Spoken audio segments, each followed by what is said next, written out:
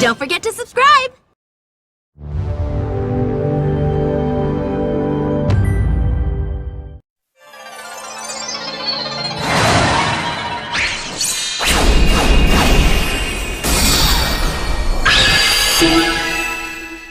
Hi everyone, this is Makoto Kino, aka Sailor Jupiter, and we're going to focus on the next Sailor Moon Cosmos video on Ikuko Tsukino, Usagi's mother, and the Sailor Starlight. So now we're going to be explaining on Usagi's mom first, and then the Starlight role in Sailor Moon Cosmos.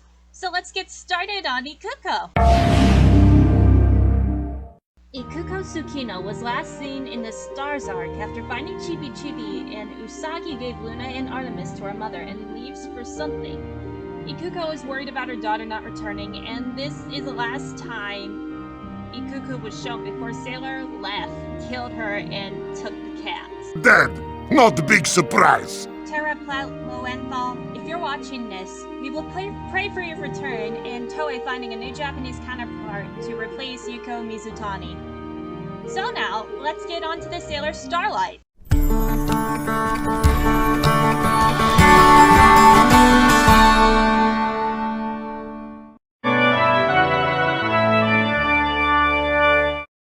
We'll be talking about the Sailor Starlights and their role in the source material. They notice the coming of the Shadow Galactica and take pity on the Earthlings, and they fail to arrive in time to warn Sailor Galaxia's first victim.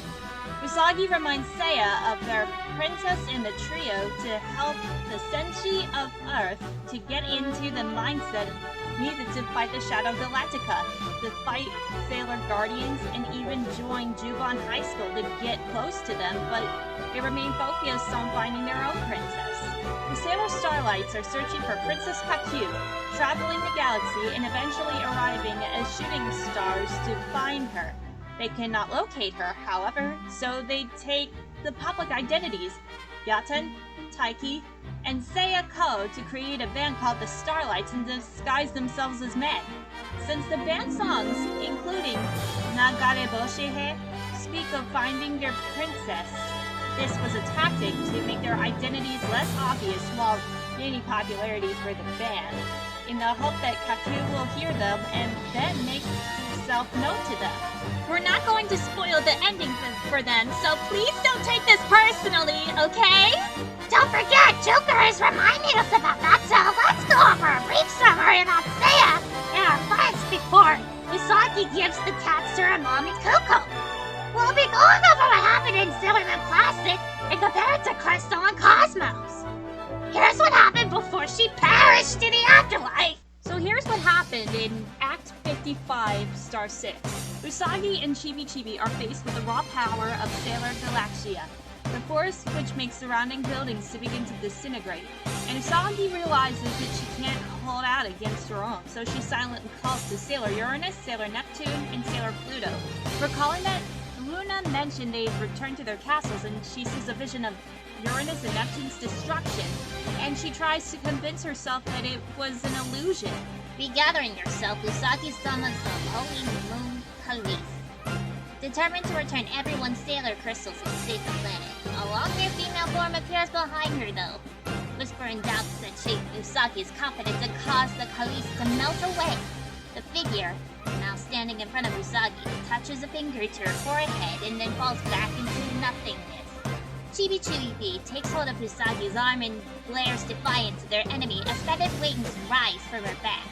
A shocked expression crosses Galaxia's face as the Holy Moon Police appears once more and the city is restored. Galaxia retreats for the time being, having seen the dramatic flash in the sky. Seiya, Taiki, and Nasa come running and find Usagi unconscious with Chibi Chibi. The small girl tells them the enemy has disappeared in the 3 lights. Noticing that the city was restored, are in awe at the power of the Silver Moon Crystal. Sailor Galaxia sits at a bar sipping a drink, wearing her gold sailor outfit without her brooch or her bracelets. So she's listening to a man in the bar talk about the birthplace of stars, and he comments that if he could control that place, then he could control the universe and become a god. Galaxia becomes disgusted as she sets her drink down and leaves. commenting that all she finds is trash and worthless planets. She believes that she's a chosen one, gifted with great power, and speaks a planet worthy of her. As she walks, she overhears a conversation between a man and a cloaked figure, very similar in appearance to Death Phantom. The mysterious figure says he knows the location of the birthplace of the stars, Sagittarius Zero Star. A voice calls to Galaxia, summoning her to the center of the galaxy where chaos will show her what she seeks. Galaxia wakes up from her dream of the past and realizes that Sailor Moon will come to her for answers. She hopes it will not be long before death of her true powers can be revealed. As she is thinking, Sailor Tinyanko appears before the throne and asks for forgiveness, begging for another chance. Galaxia disdainfully removes Tinyanko's bracelets and the Sailor Anime crumples to dust. Dead. Not a big surprise. Usagi drifts through a strange darkness, wondering where she might be. She hears a voice tell her that it is the Galaxy Cauldron inside Sagittarius Zero Star, and also her grave. Galaxia's hand takes hold of Usagi's ankle and begins to draw her down. And she starts to awake to see Chibi smiling at her. And she looks around and sees the three lights and Princess Kaku as well. And is relieved that it was simply a dream. And she wonders what the Galaxy Cauldron is and thanks Chibi for pulling her from the dark dream. And she's grateful to always have companions watching over her. But her thoughts grow darker as she considers how much everyone has done to protect her. The guardian of the Silver Crystal, Usagi, tells the three lights that the Sailor Senshi are more than just their Sailor Crystals. Through their interactions with each other, their powers increase and they become stronger Senshi as well. Though she remembers Sailor Galaxia's earlier intentions that she cannot succeed in their future will never come to pass. She steels herself, determining to make it happen. And she decides that she must find Galaxia to end this battle. And there you have it! So now you all understand what happened to Ikuko, and you will now also understand why she will be killed by Sailor Len. I hope you all enjoyed the Sailor Moon Cosmos Everything You Need to Know video. Please look forward to the movie before the last and hopefully final episode of Tokyo Mew Mew New before it releases after part 1.